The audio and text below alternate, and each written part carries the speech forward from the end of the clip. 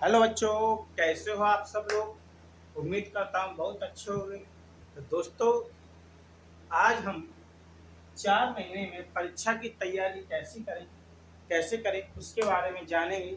जैसा कि आपको पता है कि अब लगभग लगभग हमारा सितंबर खत्म हो चुका है और कुछ ही दिनों में अब अक्टूबर लगने वाला है। अगर परीक्षा की दृष्टि से देखें तो हमारे पास केवल और केवल कितने महीने बकाए हैं? 4 महीने बकाए हैं। और जिन बच्चों ने कुछ नहीं पढ़ा है वो बच्चे भी चाहते हैं यदि हमारा अच्छा रिजल्ट आए तो आज के इस वीडियो को आप पूरा एंड तक जरूर देखें और बिल्कुल भी स्किप ना करें। यानी कि हम अगर देखें 4 महीने, यानी कि हम अगर एक एवरेज लगाएं तो हमारे पास लगभग लगभग औसत में 120 दिन बकाया है पेपर के लिए। तो उसकी तैयारी के लिए हम लोग आज कैसे तैयारी करें उसके लिए आज हम देखेंगे। तो सबसे पहले स्टार्ट करेंगे नंबर 1, फुल स्टेट। ठीक है, तो यहाँ पे हम थोड़ा सा कुछ चीजों को पहले देखें।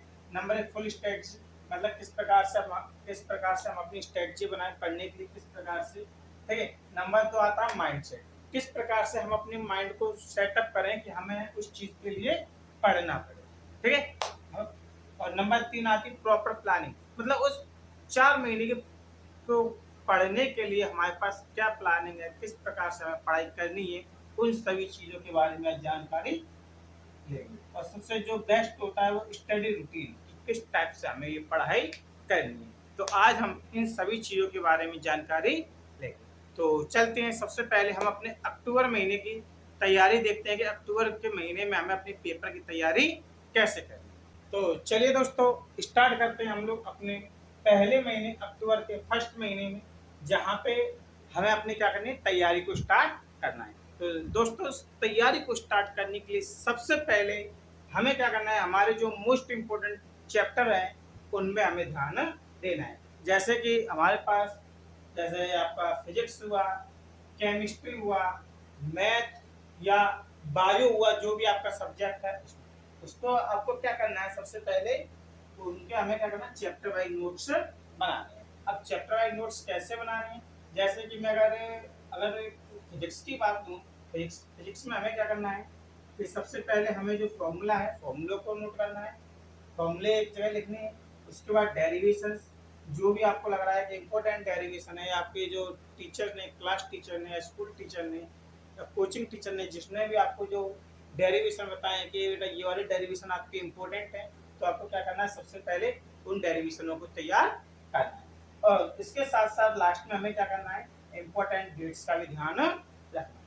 ठीक है, तो ये चीज होगी। अगर शॉर्ट नोट्स की मैं बात करूं तो शॉर्ट नोट्स में आपको क्या करना है, सबसे पहले जो 2 मार्क्स वाले जो क्वेश्चन, जो वेरी शॉर्ट क्वेश्चन है, आप लोगों को आपको ये वाले क्वेश्चन तैयार करने हैं। क्योंकि अगर देखें अपने एमपी बोर्ड में, आप ओटी प्लस 2 मार्क्स के क्वेश्चन, अगर आप इन दोनों चीजों से तैयारी करते हो और इसके साथ आपके जो 25% जो प्रैक्टिकल मार्क्स होते हैं, इन चीजों को भी अगर जोड़कर आप अगर तैयारी करते हो तो आपके बड़े आराम से, बहुत आसानी से आप 75% या उससे भी अधिक मार्क्स हासिल कर सकते हो, जो आपके बोर्ड एग्जाम की दृष्टि से काफी आसान है। और बोर्ड एग्जाम में कक्षा 12वीं में जो 75% मार्क्स आपको एक 25,000 रुपये तक दिलवा सकते हैं, जो आपके लिए काफी इम्पोर्टेंट हो जाएगी।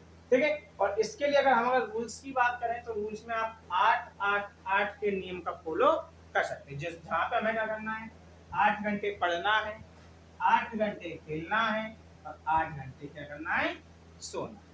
ठीक है, तो टारगेट हमें पता चल गया। हमें क्या करना है, अक्टूबर के महीने में सबसे पहले अपने एनसीईआरटी कोर्स को कंप्लीट करना है। साथ में हमें क्या करना है, नोट्स और शॉर्ट नोट्स को कंप्लीट करने हैं। तो ये वाला टारगेट बेटा हमारा अक्टूबर के पहले महीने का टारगेट है, जहाँ पे हमें ज्यादा कुछ नहीं, केवल केवल अपने तैयारी करनी है, जहाँ पे हमें अपने नोट्स बनाने हैं, शॉर्ट नोट्स बनाने हैं। और उसके बाद हम लोग अगले महीने की तैयारी देखते हैं कि अगले महीने की तैयारी हमें किस प्रकार से करनी है। दोस्तों, अब हम लेकर आते हैं अपना अगला महीना नवंबर, यानी कि मंथ दूसरा। इस महीने में हमें क्या करना है, इस महीने में हमें पूरे महीने में हमें क्या करना है, अपना रिवीजन करना है। साथ में जो हमारे जो PYQ हैं यानी प्रीवियस ईयर क्वेश्चन है उनको हमें लगाना। अच्छा, इस महीने की तैयारी के लिए हम 40-30-30 का जो रूल्स होता है उस चीज को हम फॉलो कर सकते हैं। ये रूल्स क्या कहता है, जो पहले हमारे जो 40% नंबर है वो 40% नंबर हमें क्या करना है, केवल और केवल हमें अपने पास से मार्क्स की तैयारी करनी है।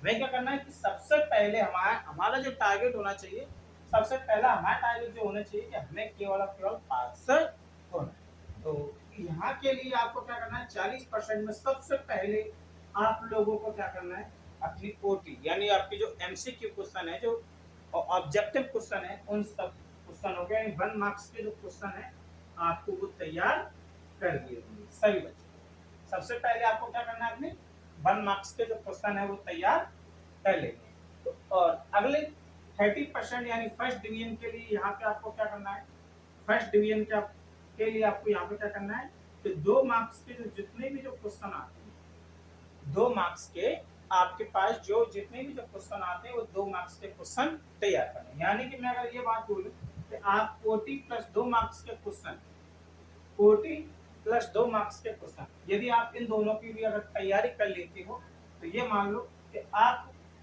अपने बोर्ड एग्जाम में फर्स्ट डिवीजन यानी कि 60% या 60% नंबर आप अपने बोर्ड एग्जाम में बड़े आसानी से हासिल कर सकते हैं। इसके अलावा आप अगर चाहते हो कि आपको 90% मार्क्स या उससे ज़्यादा भी आप मार्क्स है यदि आपको लाने हैं तो उसके लिए आपको क्या करना है, मतलब 3 मार्क्स प्लस 4 मार्क्स के जो क्वेश्चन है, 3 मार्क्स और 4 मार्क्स के आपके जो क्वेश्चन है, इन क्वेश्चनों को आपको क्या करना है, तैयार करना। तो ज़्यादा नहीं है ना, अगर मैं 3 मार्क्स और 4 मार्क्स के क्वेश्चनों की बात करूँ तो लगभग 3 से 4 चैप्टर आपके इसमें हैं, 3 से 4 चैप्टर आपके इसमें रहेंगे और 2 से 3 चैप्टर आपके सॉरी 3 चैप्टर आपके यहाँ पे रहेंगे। यानी कि टोटल यहाँ पे हमें क्या थोड़ा सा पढ़ना पड़ सकता है, और बाकी के इन मार्क्स में यानी 40% मार्क्स और 30% मार्क्स के ये वाले क्वेश्चन आप बड़े आराम से कर सकते हो। इसके अलावा हम अगर एक स्टेट रैंक की बात करें कि मतलब जो बच्चे पढ़ने में बहुत अच्छे हैं वो सोचेंगे थोड़ा यार हम एक स्टेट रैंक हासिल कर ले, तो स्टेट रैंक के लिए आपको बेटा क्या करना है, स्टेट रैंक में आप कम से कम 3 बार हमें NCERT का रिवीजन करना है। ये थोड़ा सा मुश्किल होगा बेटा, लेकिन इतना ज़्यादा मुश्किल नहीं है, क्योंकि NCERT जब हम एक बार पढ़ते हैं, जब हम पहली बार NCERT पढ़ते हैं उसमें जरूर हमें थोड़ा सा समय लगता है। बाकी के दूसरी बार जब आप NCERT पढ़ोगे तो मैं बोल रहा हूँ कम से कम मंथ आपको 1.5 महीने में आप इसको अपना कंप्लीट कर सकते हो। और जब आप तीसरी बार NCERT इतनी पढ़ोगे तो मैं आपसे बोल रहा हूँ 20 से 25 दिन में आप अपनी इस NCERT को कंप्लीट कर सकते हो। तो NCERT पढ़ना यानी कि आपको अपना पूरा सिलेबस पढ़ने में दूसरी बार में आपको, सेकंड बार में आपको 1.5 महीना लग जाएगा, और जब थर्ड टाइम आप इसको पढ़ने बैठोगे NCERT को, तो मैं आपको विश्वास दिलाता हूँ आप 20 से 25 दिनों में इनको बड़े आराम से क्लियर कर सकते हो। तो अगर आप कम से कम आप 3 बार अगर अपनी NCERT को एक बार रिवीजन लगा लेते हो तो ये मान लो बेटा कि आप स्टेट रैंक में भी बड़ी आसानी से आ सकते हो। ये मैं आपके केवल एक सब्जेक्ट के लिए नहीं बोल रहा, ये मैं आपके ऑल सब्जेक्ट के लिए बोल रहा हूँ। ठीक है, तो नवंबर महीने में हमें पता चल गया हमें क्या करना है, रिवीजन करना है प्लस PYQ लगाना है। PYQ कौन से, 2019 से लेके 2025 तक के आपके पास जो जितने भी जो PYQ हैं फॉर स्पेशल क्लास 10 वहाँ पर आप इनको लगा सकते हैं। तो दूसरा महीने के लिए हमें अपनी तैयारी स्ट्रेटजी का पता चल गया। तो अब हम आ चुके हैं अपनी सबसे मोस्ट इम्पोर्टेंट मंथ दिसंबर में, जहाँ पे हमें क्या करना है, अपने PYQs कंप्लीट करने हैं, मॉक टेस्ट लगाने, और अदर सब्जेक्ट के लिए जैसे अपना हिंदी हुआ, इंग्लिश हुआ, यहाँ पर अपने क्या करना है, वहाँ पर उसमें अपनी स्पीड बढ़ानी है और राइटिंग प्रैक्टिस करनी है। जितना हो सके हमें अपनी स्पीड और राइटिंग प्रैक्टिस करनी।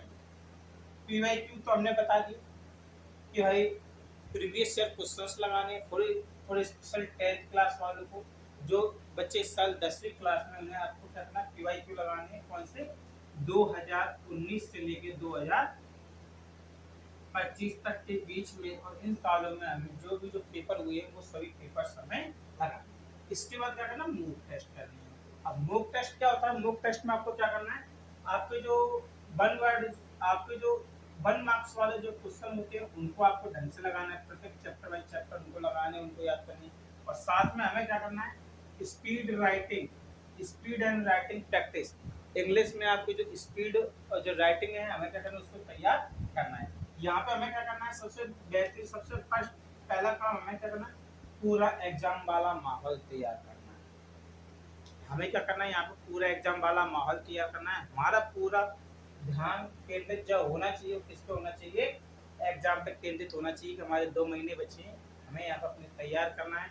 किस चीज, कौन सी चीज हमें कितनी तैयार हो चुकी है, किस चीज को हमें कितना कवर करना है, ये सब हमें करना है।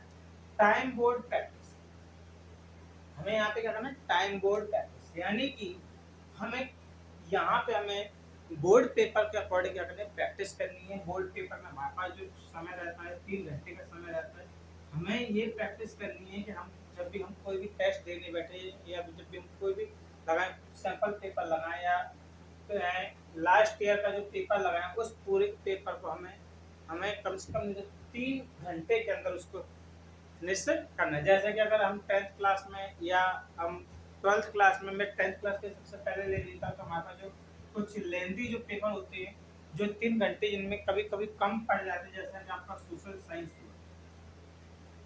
साइंस और आपका जो साइंस हुआ, अक्सर ये ऐसे पेपर होते हैं जो जहाँ पे पर कुछ बच्चे क्या कर पाते, जहाँ पर कुछ बच्चे क्या करते हैं अपना कि 3 घंटे में भी इस पेपर को कंप्लीट नहीं कर पाते। तो आपको क्या करना है, सोशल साइंस और साइंस की ज़्यादा से ज़्यादा प्रैक्टिस करनी है और कोशिश करना है कि ये इसके जो पेपर हमारे 3 घंटे के अंदर कंप्लीट हो सके, विद रिवीजन अच्छी तरह से उनको चेक करके। अगला आता है हमारे पास आंसर राइटिंग। हमें क्या करना है, इंग्लिश में या एसएसटी में या साइंस में ज़्यादा से ज़्यादा क्या करना है, आंसर राइटिंग की जो स्किल्स है उसको सुधारना। आप किसी भी पैराग्राफ में या कहीं पे जो छोटी छोटी जो गलतियां कर रहे हो, आपको वो गलतियां सुधारनी है, ठीक है। और आपको वो गलतियां सुधारनी है। अगर आपकी कहीं पर राइटिंग खराब है तो उसको क्या करना है, हमें राइटिंग भी सुधारनी है। ये सब चीज़ हमें कहाँ पर कब करनी है, दिसंबर के महीने में कंप्लीट कर ले। नंबर चौथा आता है सैंपल पेपर सॉल्व। अब दिसंबर के महीने में हमारे आराम से सैंपल पेपर आ जाते हैं, तो आपको क्या करना है, यहाँ पर दिसंबर के महीने में जितना हो सके ज़्यादा सैंपल पेपर को सॉल्व करोगे। जब आप सैंपल पेपर को सॉल्व करोगे तो इसमें आपको तो PYQ बड़े आराम से आपको मिल जाएंगे, जिनको आप आराम से सॉल्व कर सकते हो। अब हमारा आ चुका है सबसे फाइनल मंथ यानी जनवरी, जहाँ पे हमें क्या करना है, इस जनवरी के महीने में हमें क्या करना है, अपना फाइनल रिवीजन करना है, प्लस अपना कॉन्फिडेंस हाई रखना है। अगर यहाँ पे यदि आपका कॉन्फिडेंस लो हो गया तो ये मान लो आप अपने टारगेट से चूक जाओ। कौन सा टारगेट, मैं अगर फर्स्टली बात करूं कि 12th वालों को अपने टारगेट में क्या करना है कि आपको, अगर आप MP बोर्ड से हो तो आपको क्या करना है, पहला टारगेट आपको अपने 25,000 मध्य प्रदेश सरकार से वो लेने हैं। साथ में आपको नजर रखनी है स्कूटी अवार्ड जो मध्य प्रदेश सरकार हर साल एक गर्ल्स और बॉयज को देती है। अगर आप अपने स्कूल में टॉप करते हो तो आपको गवर्नमेंट स्कूल में अगर आप टॉप करते हो तो आपको क्या मध्य प्रदेश सरकार क्या करती है, स्कूटी देती। तो ये आपको क्या कॉन्फिडेंस लेवल आपका हाई रखेगा। तो इन सब चीज़ों को लो आपके क्या करना है, सबसे पहले हम लोगों ने जो अक्टूबर महीने में हम लोगों ने जो शॉर्ट नोट्स बनाए थे, हमें क्या करना है, शॉर्ट नोट्स से अच्छा अपने ढंग से अच्छी तरह से अपना रिवीजन करना है। उसके बाद हम लोगों ने जो फॉर्मूला शीट बनाई है उस फॉर्मूला शीट का भी हमें क्या करना है, रिवाइज करना है। और ये सब रिवाइज हमें कब कब करना है, डेली रिवीजन करना है, ठीक है। डेली रिवीजन करना है किसके साथ, फॉर्मूला नोट्स का और फॉर्मूला शीट का हमें क्या करना है, डेली रिवीजन करना है। इतना जब आप इसका अपना रिवीजन करते रहोगे तो वहाँ पे आपका क्या होगा, कॉन्फिडेंस हाई रहेगा, आपको प्रत्येक चीज माइंड में याद रहेंगी। और इस महीने में हमें क्या करना है, मोबाइल को बिल्कुल भी उठा के नहीं देखना है।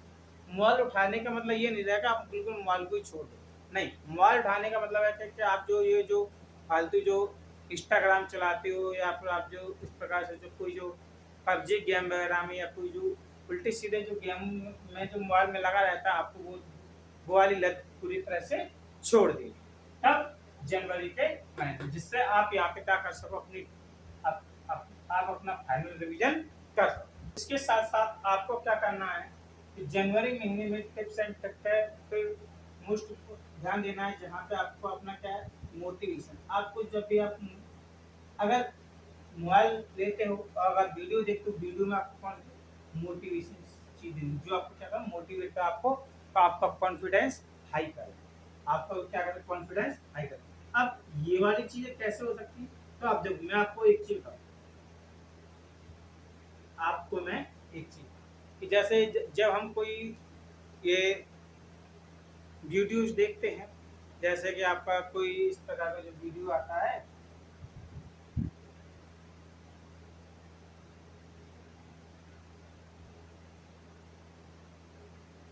जैसे आपकी कोई जो मोटिवेशनल स्पीच आती है, जैसे यूट्यूब पर बहुत से आपको मिल जाएंगे जो आपको मोटिवेशनल स्पीच देते हैं, उन चीज़ों को हमें क्या करना है पढ़ना है, जिससे क्या हमारा कॉन्फिडेंस लेवल हाई रहे। और साथ में हमें तीसरी चीज़ क्या करना है, इस महीने में अपने आप पे विश्वास रखना है कि हाँ मुझे सब कुछ क्लियर है। और जहाँ तक है आपको क्या करना है, आपको अपने आप को बेस्ट मानना है, आपको ये समझना है कि जितना मुझे आता है सामने वाले को उतना नहीं आता। आपको अपने ऊपर विश्वास रखना है, क्योंकि जब तक क्या आप अपने ऊपर विश्वास नहीं रखोगे तब तक आप अपने एग्जाम में सफल नहीं हो पाओगे। ठीक है, तो उम्मीद करता हूँ दोस्तों आपको आज का वीडियो पसंद आया होगा।